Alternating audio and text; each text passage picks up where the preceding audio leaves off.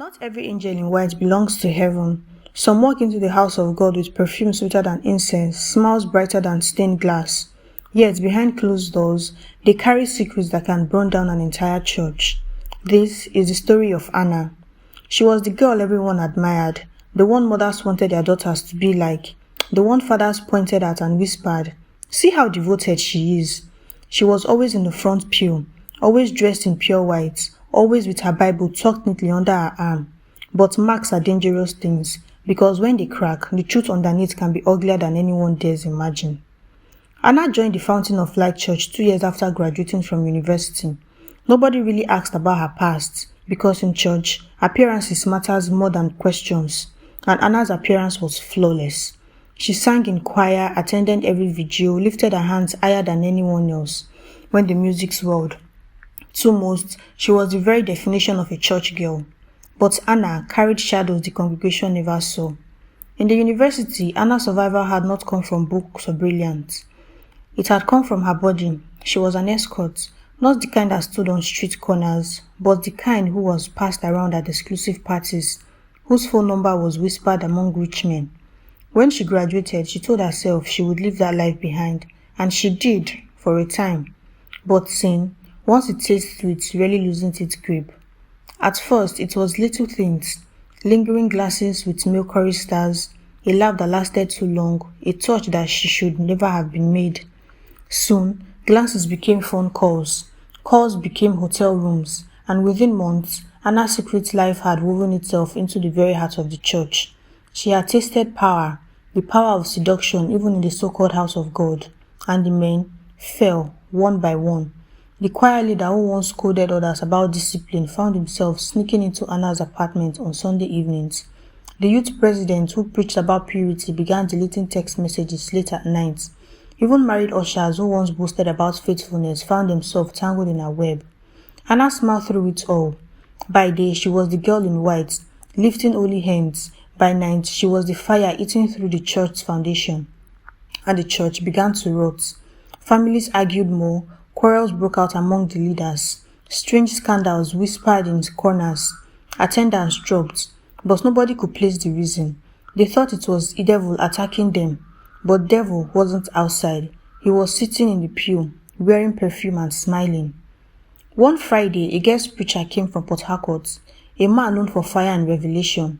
That night, the church was packed. People expected miracles, healings, testimony. But midway through his sermon, the preacher stopped. His eyes scanned through the hall, heavy and sharp, as if searching for someone. The silence was suffocating. "There's a strange fire in this house," he declared. "Not every voice singing here belongs to God. Some are destroying this altar from within." The crowd shifted uneasily. Whispers flew. Some choristers looked at one another nervously. Anna's palm grew damp, but she lifted her voice higher, as if drawn out to the preacher's word. That night she went home unsettled, but instead of repenting, her heart darkened. If anything, she decided to climb higher. She set her eyes on the one man no one thought could fall, Pastor Daniel himself. Pastor Daniel was respected, married, disciplined, a man people trusted. To Anna, that made him the perfect prize.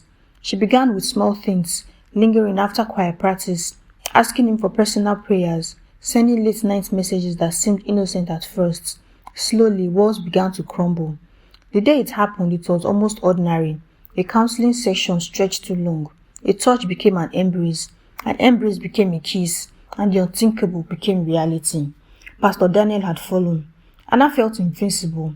If she could bring down the pastor, then truly she was untouchable. But the rot spread faster now. Rumors grew. The church board fractured. Families left in anger. The once flourishing congregation bled members every week. Anna didn't care. She believed she had won. And the story is only getting darker. If you are still listening, make sure you hit that subscribe button and join the Tales by Cynthia family, because stories like this don't just entertain, they reveal the truth we often refuse to see. Now back to Anna. It began with whispers, screenshots of messages, blurry photos, anonymous tips. Within weeks, the truth erupted like wildfire. Pastor Daniel was exposed. The church split in two. His wife left with their children. The board forced him to resign in disgrace, and the Fountain of Light Church, once a beacon in the city, was now a scandal people mocked, and Anna, her name became a curse. The same men who pursued her now despised her. They avoided her calls, blocked her number, whispered about her in shame. Her marks had cracked. The city that once admired her beauty now spat at the mention of her name. With nowhere left to go, Anna returned to the very street she had swore she'd left behind. But this time, it wasn't high-class hotels and rich clients. It was cheap rooms, drunken men, diseases and debts. Her beauty faded, her voice weakened. She became a shadow of herself, alone, rejected and forgotten. And so, the girl who wore white in the choir became the flame that burned the altar. Anna thought her secrets made her powerful. She believed her beauty was a weapon that could bend even the house of God. But in the end, it destroyed not only her, but everyone who trusted her light. Some sins don't just sting, they consume.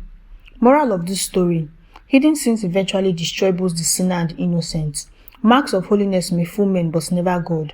What is planted in darkness will always bloom in the light. This was a tale by Cynthia. Bye.